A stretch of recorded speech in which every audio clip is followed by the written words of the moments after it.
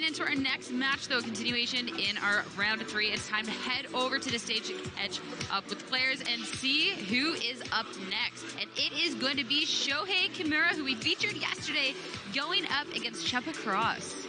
Big thing from this game is that there's that weather war, and I always love a weather war, so it's going to be an interesting one to see how both players approach this one and try and overcome the other side of the field. Shohei approaching it with the Zacian and the Thunderous lead, going up against the Grimmsnarl and Charizard on the other end. Grimmsnarl leading, a great way to try and set something up.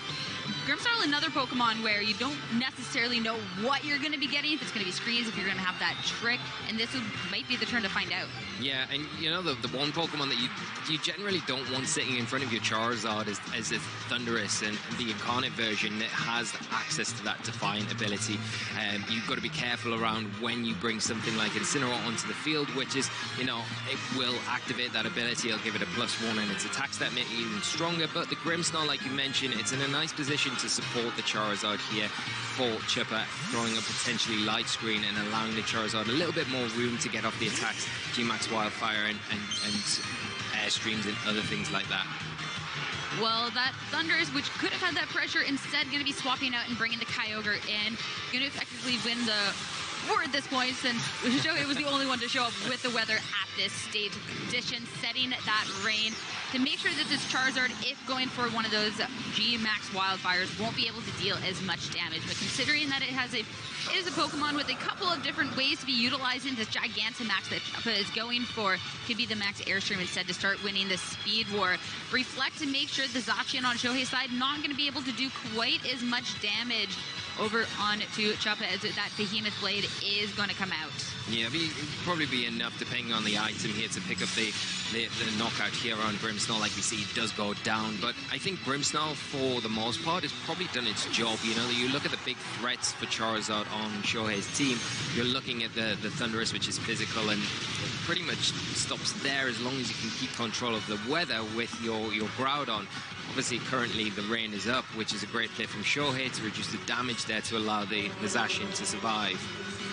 Yeah, it does take still a lot of damage, though, and now that G-Max Wildfire, that damage is going to be set up. So at least a way to make sure that over time, Shohei's Pokemon are going to get shipped further down. And with the Grimmsnarl going down, now have that free swap to maybe bring the weather to do a bit more damage. Yeah, it's a perfect opportunity for that Groudon to hit the field and really implement that pressure even more, making it difficult, kind of pinning Shohei to remove the Kyogre right now. He does have the option, of course, to Dynamax here and go for a Max Geyser, and that would obviously change the weather in his favor again, but at the same time you're going to have to probably take an attack from the Charizard first, so it's a difficult situation. Your Zacian is threatened from the Charizard, of course, and the Kyogre not in a really favorable position as well, so I feel here Shohei might have to do some adjusting with the Kyogre. Maybe if you've got that Incineroar on the back, it's a great time to bring it in, but at the same time of doing that, you're kind of putting yourself in harm's way, potentially a precipice Blades from the Groudon. Well, it will be the Dynamax to come out to try and pressure back in retaliation. So making sure to respect that, okay, this Kyogre is not going to be taking the greatest of hits from a Chuppa's Pokemon, especially this Charizard. So I'm going to make sure I can get the most HP possible and get the most damage possible. And manually setting the weather can work just as well. Play rough from Zacian to hit into the Groudon, bringing it just over half. But the Max Airstream now going to hit in return. This is going to ensure it did outspeed the turn anyways, but it will make sure that it can have the speed advantage overall in following turns. Yeah, it's going to be interesting to see here if the Kyogre has enough to take down this Groudon in the Sun. You presume with these sort of kind of concepts, the team builds here, the Sun team, they normally have something like the Assault Vest, but we're seeing a surprise attack here, not changing the weather, going from Max Strike and utilizing the kind of secondary effect here to get that speed drop to reset the speed boost from that Airstream that the Charizard threw off into the Kyogre. Really interesting because, yes, being able to go back and make sure, okay, I'm not going to let my opponent get too much speed control, obviously fantastic, but all of a sudden that is not doing the greatest of damage, and you're setting your Dynamax Pokemon up for that. and it's already taken so much damage in retaliation. We got to see that the Charizard did outspeed it last turn anyways.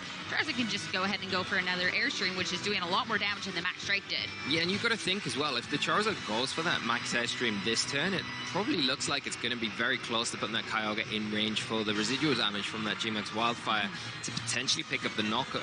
Yeah, and you know, with the sun still up, you can't really utilize that Max Geyser that you wanted to really the full effect, obviously, onto something like the Groudon. It's so low health here, it is going to be susceptible to the fake out. But the Charizard sitting in a pretty comfortable position for Chuppa, and I feel like Shohei is on the kind of a little bit of the back foot at the moment. Yeah, especially since this Max Airstream will fire off again, dealing a lot of damage into the first who swapped in Incineroar. And here it is. It will be the speed boost yet again. And that will allow this Groudon to go for this Precipice Blades. The Incineroar is gone, but the Kyogre will stick around to have another opportunity to fire something off. Yet again, going with that speed denial in this Max Strike, it will pick up the KO this time. Yeah, and that's the Groudon gone, and it does make it a little bit more tricky for Chuppa to deal with, you know, the remaining Pokemon in the Thundurus in the back that Shohei's got, but it's going to be 2-on-1 situation, really, once this Kyogre does go down. It does have another turn of its Dynamax left, so it does have the ability to kind of set that weather now the Groudon's left the field for Chuppa. But with something like Zacian coming onto the field now for Chuppa, he's in a very strong position to try and close this one out. So everything here for Shohei to do. Yeah, the Dynamax has at least gone to a bit of a window of opportunity, but so much damage has already been done, and this Kyogre is barely holding on. So a little bit of a tricky situation, especially with how fast Zacian just is anyways, and since it just got to be swapped in now, it doesn't have that speed drop like the Charizard, I mean, I guess did. Charizard is just a neutral, but here it is, Behemoth Blade. Going to act first, and this will surely be enough to just pick up this KO. I mean, this is barely holding on at that point, and now Shohei down to his final Pokemon. Yeah, you make a great point there. You know, the Kyogre's so low health at this point, and the Zacian kind of naturally outspeeding everything on Shohei's side of the field already. It makes it a near impossible job for him to kind of get this match back, where the Zacian's in that position to just pick up the knockout so quickly and easily. At least this is going to be some great information to take into the next game. The Wild Charge into the Charizard wasn't enough to pick up the KO, but it does show that there is that weakness policy in retaliation. So something that you can take into this game too and play around. But it's still a tricky situation because you have that information. You only rocked the weakness policy right at the end. But look at the damage Charizard still did when the item wasn't even activated. Yeah, that's the whole thing. If you lead with the Charizard, you could potentially have something like the Groudon or even the Gastrodon in the back, and it really makes it very hesitant for Kyogre players to really launch out those big water type attacks, because if you do Dynamax and you do strike a Max Geyser, then the Gastrodon hits the field. It's kind of null and void that turn, so you don't really want to waste those turns, and you've got to really try and figure out the 4 Pokemon that your opponent's brought before you're able to freely use the Kyogre, so it is a very difficult matchup.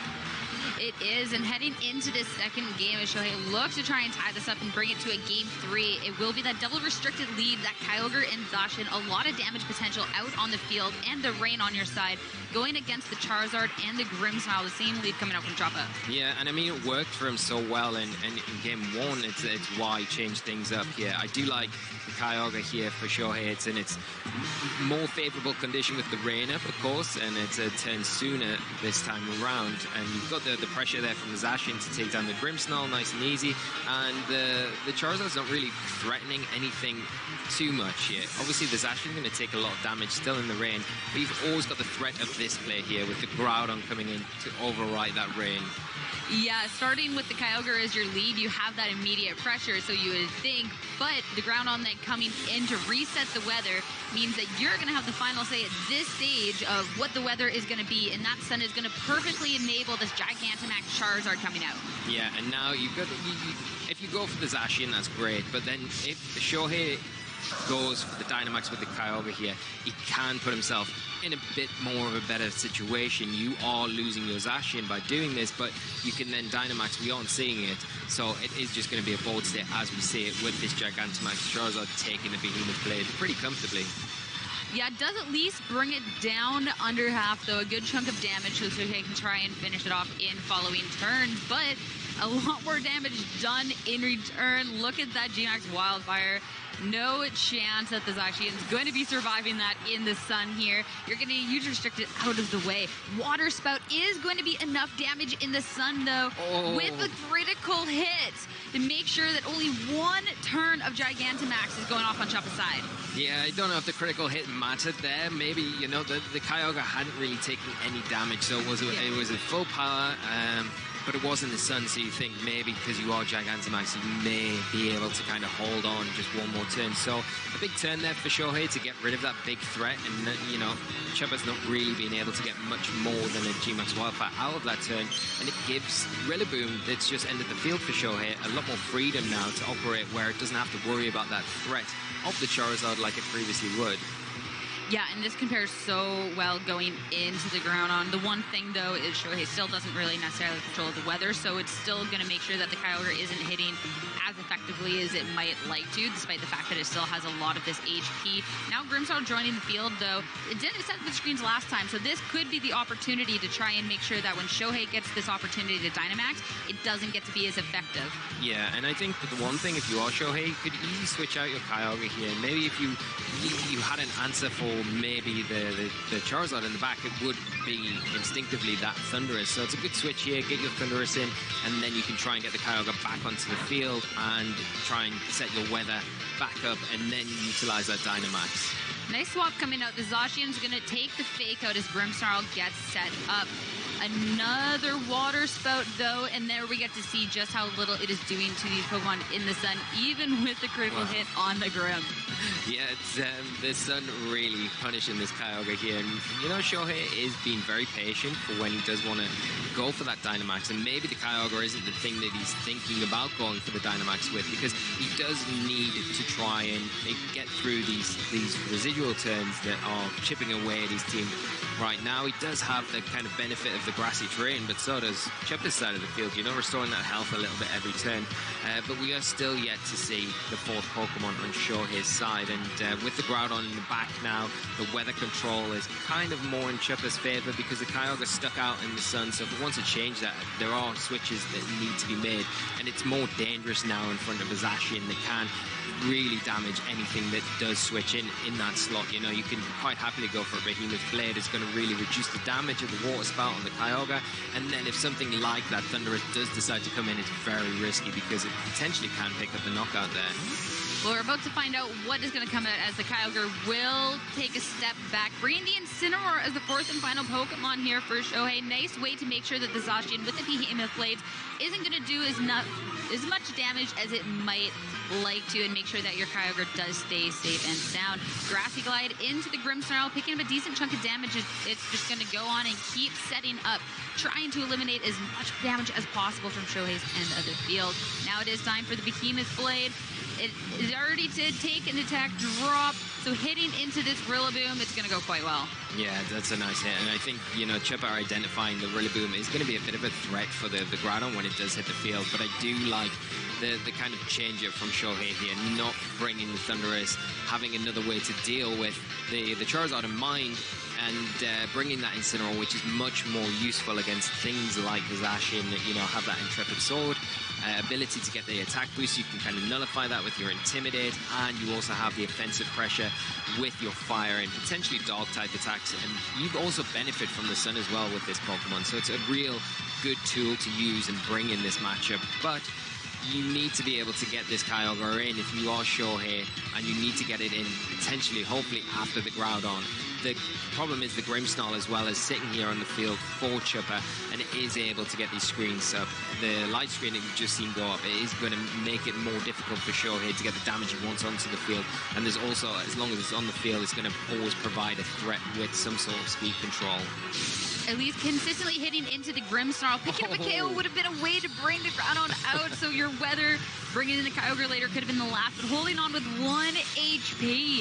Now the Behemoth Blade is going to be enough to finish off that Rillaboom. It's going to be coming down to what this Incineroar does, whether it went for the parting shot to eliminate what the Zacian could do, or just going for all-out offensive. It'll hit into the Zacian, though, dealing a lot of damage, but still also not going to pick up the KO.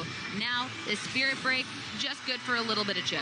Yeah, now this is kind of interesting because Shohei is down to his last 2 Pokemon. Obviously, we know it's the Kyogre. It's going to come in, it's going to set the rain up. But, you know, the Grimmsnarl surviving here is pretty critical for Chuppa because he has got the option where he can get the Groudon in. You can protect the Zacian the next turn if you want. The sun's up, well, the rain will be up actually, so maybe protecting the Zacian here is not the best idea because even through Protect, is the Kyogre with its max water attack into that slot going to be enough to pick up the knockout? You would preferably like to see the Grimmsnarl go down, but this one turn is perfect because potentially with the item on the Kyogre, you know there may not be a Protect coming out there. If you do have access to something like Thunder Wave, this is a perfect time to use it, protect that Zacian, and then get your Groudon onto the field to hopefully try and close this game up for you. But you've got to contend with what we presume is going to be a Dynamax Kyogre these next 3 turns.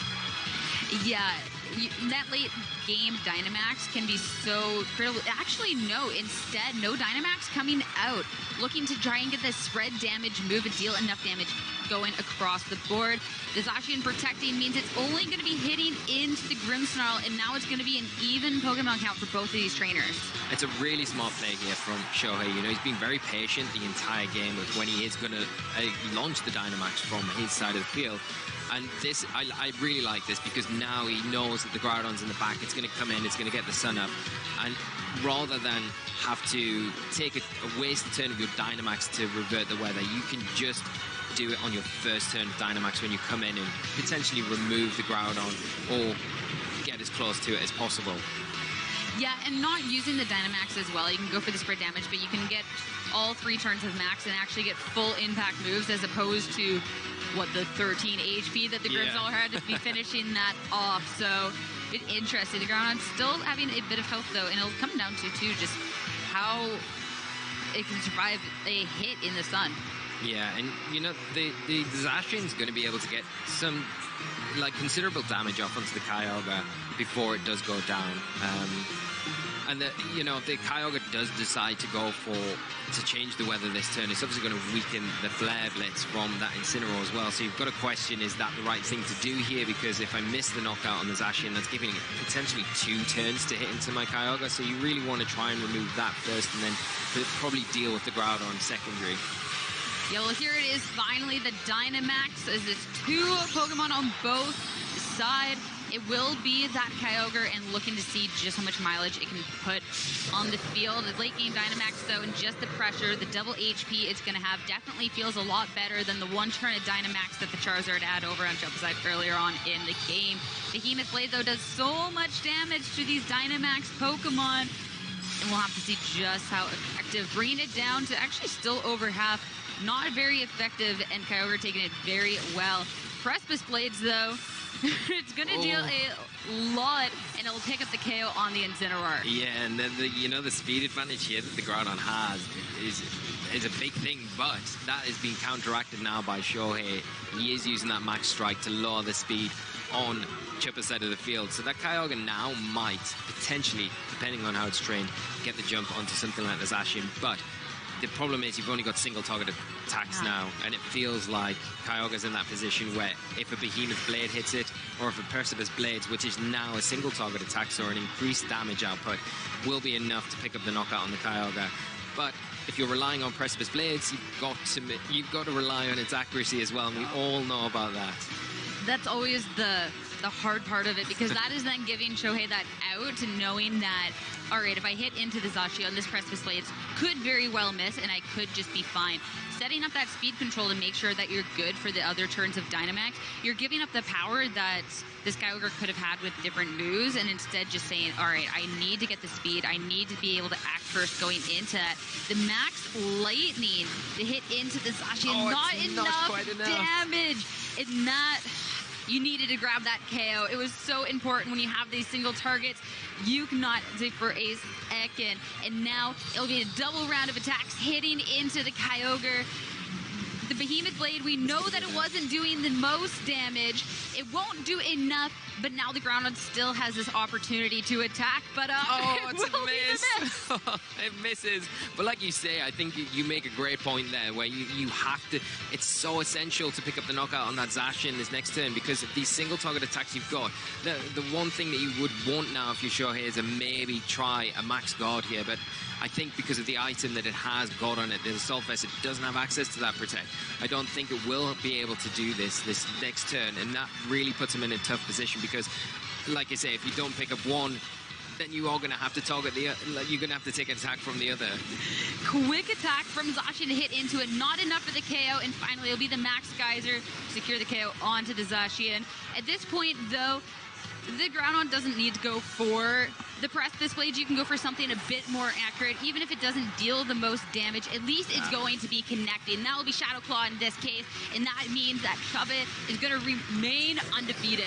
What incredible set from both players. And yeah, Chuppa not wanting to take any risks there with that last turn after the initial Precipice Blades miss where his heart was in his mouth there.